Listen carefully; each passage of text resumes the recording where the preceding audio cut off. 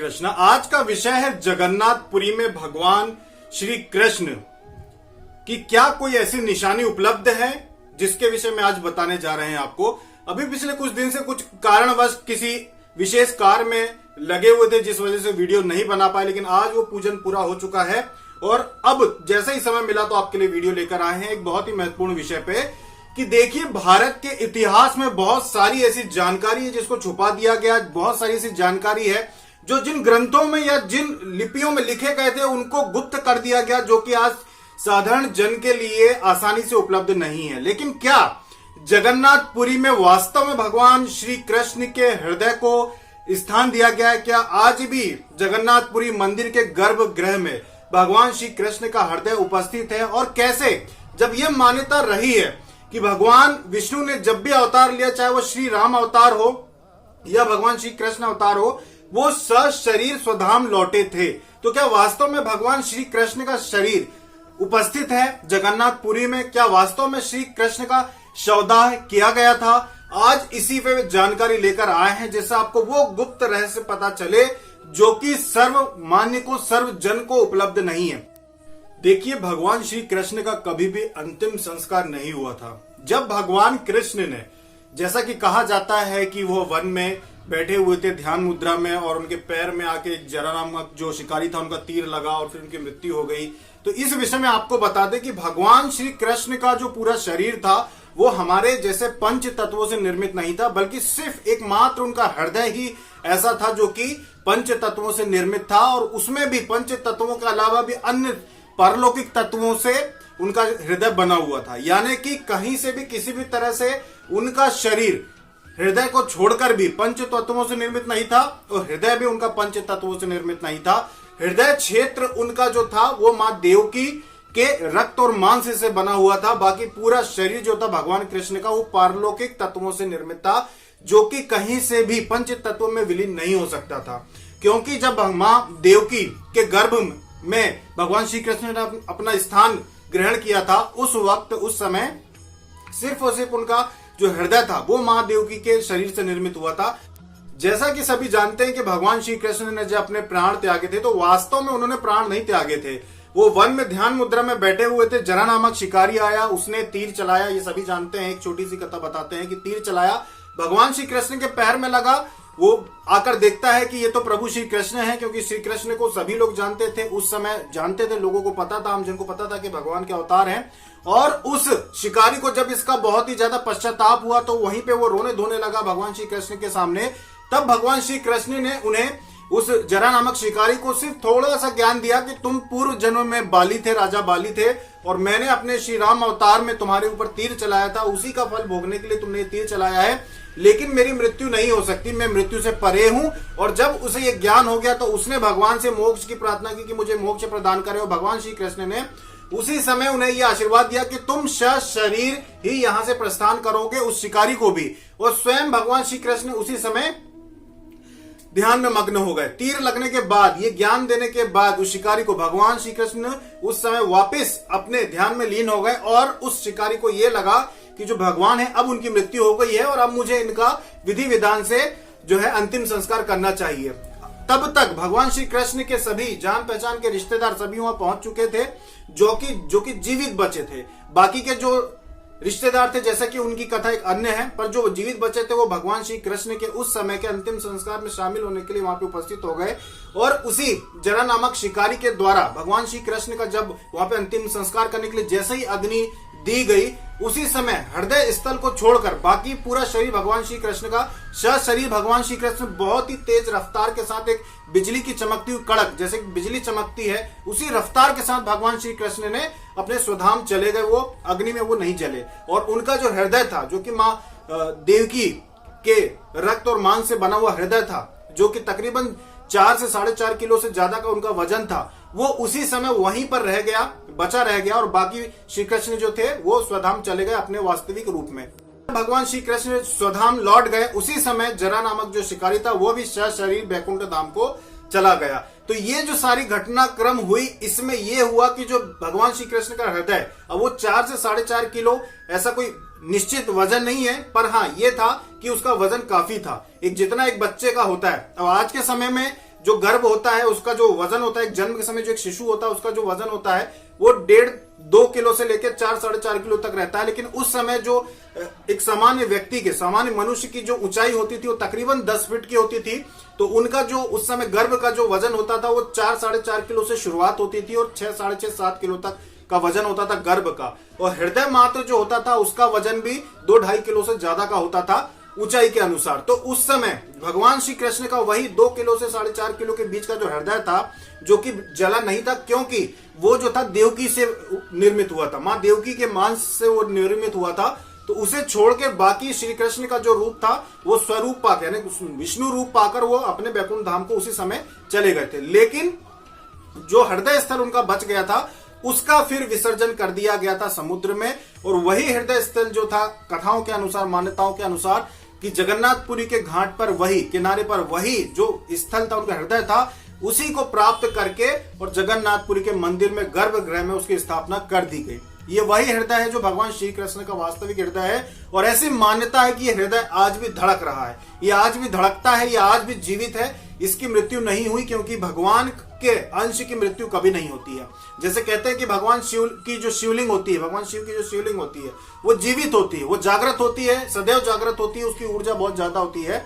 उसी तरह से भगवान श्री कृष्ण के हृदय की, जो कि जगन्नाथपुरी के गर्भगृह में स्थापित है, उसमें भी ऊर्जा बहुत ज्यादा है। इतनी ज्यादा ऊर्जा है कि वहां के जो पुजारी होते हैं जिन्होंने ये बताया कि जब वहां पे उसे छुआ जाता है, जब उसको छुआ जाता है तो कपड़ा हाथ में लपेट कर उस हृदय को छुआ जाता है, वो उसमें इतनी ज्यादा ऊर्जा होती है। और कहा जाता है कि समय के अनुसार जब भी जगन्नाथपुरी पे कोई आपदा आई तो वहां पर समीप में स्थित जो चिल्का झील क्षेत्र है वहां पर ले जाकर उस हृदय को छुपा दिया गया था। और बाद में जब सब कुछ सामान्य हो गया तो समय समय पे उसी हृदय को चिल्का झील के समीप जहां पे भी गुप्त स्थान पे छुपाया गया वहां से वापस लाके जगन्नाथपुरी के मंदिर में स्थापित कर दिया गया। तो जिस स्थान पे वो छुपाया गया था आज भी वहां पे करंट के बहुत तेज झटके आते हैं। उस क्षेत्र में आज भी वहां पे ऊर्जा महसूस की जा सकती है, जैसे कि बिजली गिरी हो। इतना ज्यादा करंट आज भी वहां पे फैला हुआ है उसी हृदय को छुपाने की वजह से। तो उस हृदय में इतनी ज्यादा ऊर्जा, इतनी ज्यादा ऊष्मा मौजूद है, आज भी हृदय धड़कता है, आज भी वो जीवित है, जिसकी वजह से चिल्का झील के आसपास में जहां उसे छुपाया गया था आज भी उस करंट को अनुभव किया जा सकता है। तो यही कारण है कि जो भगवान श्री कृष्ण का हृदय है उसे कपड़े से छुआ जाता है और उसे वहां पर जगन्नाथपुरी के मंदिर में गुप्त रूप से आज भी रखा गया है। ये सर्व सामान्य के दर्शन के लिए नहीं है, लेकिन वहां पे जो सेवा करते हैं उनके द्वारा उसे छुआ गया है कपड़े के द्वारा। सीधे सीधे मनुष्य उसे नहीं छू सकता, क्योंकि उसमें ऊष्मा इतनी ज्यादा होती है। जैसे कि एक साधारण मनुष्य जप करता है और उसकी खुद की ऊष्मा बनती है, तो एक साधारण मनुष्य खुद की भी ऊष्मा को नहीं संभाल पाता और कहता है कि मुझे बहुत अजीबोगरीब अनुभव होते हैं या बहुत सारे स्वप्न आते हैं। तो सोचिए कि भगवान श्री कृष्ण का अंश, भगवान श्री कृष्ण का हृदय वहां पर मौजूद है, तो सोचिए उसमें कितनी ऊष्मा होगी। चाहे कितनी भी खोजबीन हुई हो, चाहे हमारे देश पे किसी ने भी कब्जा किया हो, किसी ने भी अपने वश में किया हो, पूरे देश को अपना गुलाम बनाया हो, लेकिन कुछ रहस्य ऐसे हैं आज भी भारत देश के जो कभी खुले नहीं, जो कभी किसी के सामने नहीं आए। सोना चांदी लूटना आसान था, लेकिन देश की भक्ति को लूटना आसान नहीं था। इसी वजह से बहुत सारी ऐसी गुप्त चीजें हैं जिन्हें बचा लिया गया, जो आज भी लोगों के सामने नहीं आई और न शायद कभी जीवन में आएगी। तो ये जो हृदय था भगवान श्री कृष्ण का आज भी वहां वास करता है।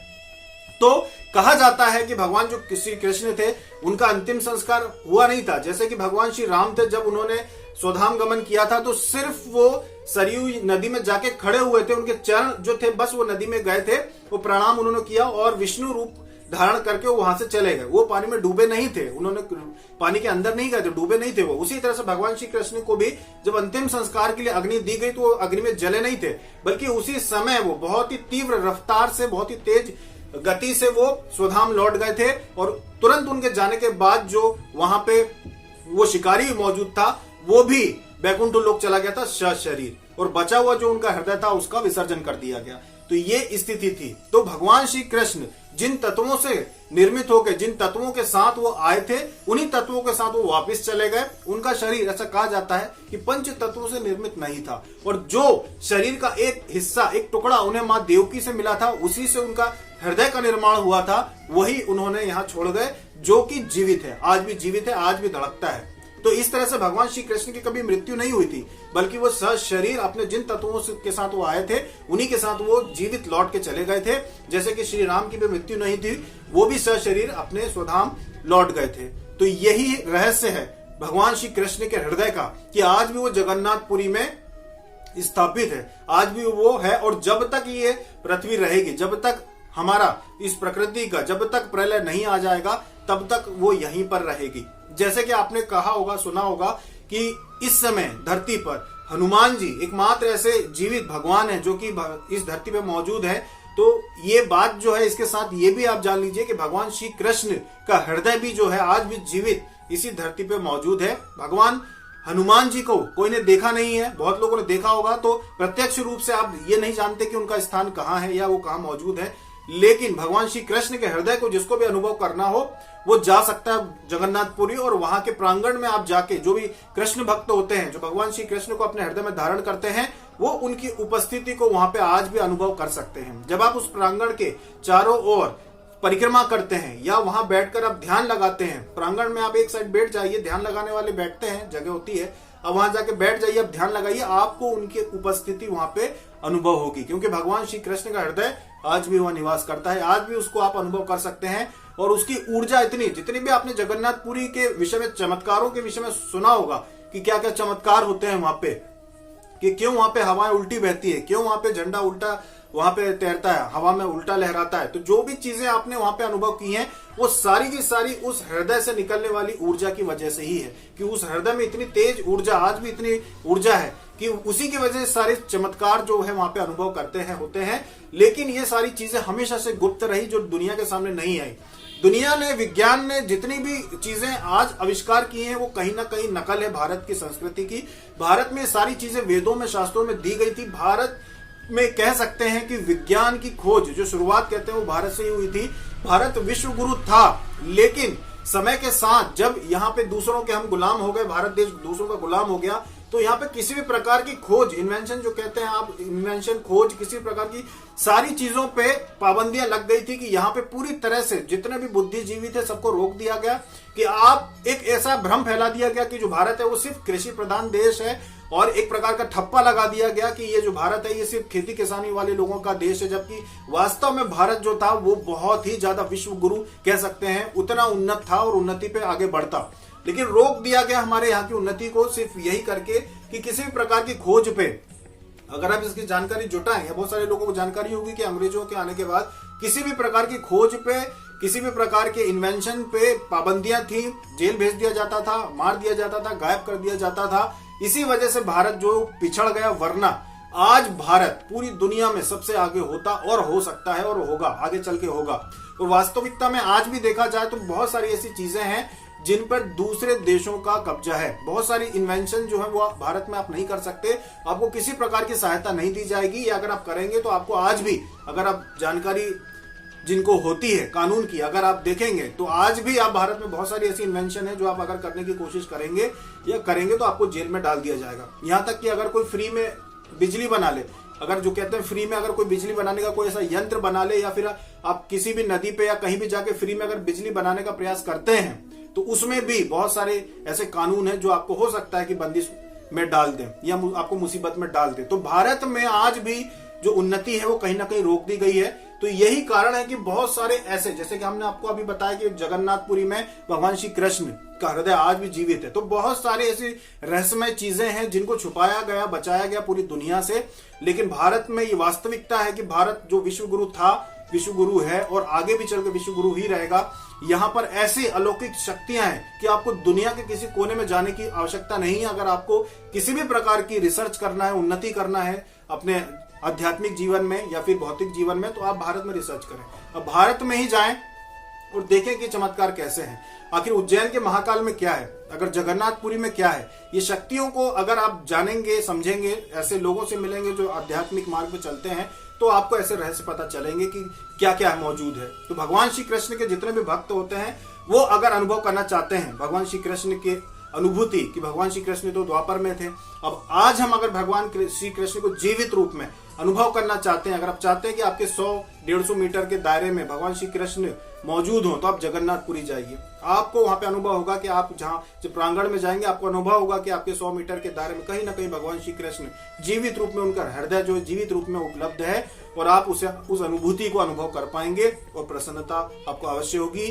तो ये थी जानकारी भगवान श्री कृष्ण के जीवित हृदय के ऊपर जो आज भी उपस्थित है, जैसे कि हमारी मान्यता है, जैसे कि साधु संतों की मान्यता है, जिसे पूरी दुनिया से छुपा के रखा गया, दबा के रखा गया। अभी तक के लिए इतना ही। जय श्री कृष्ण।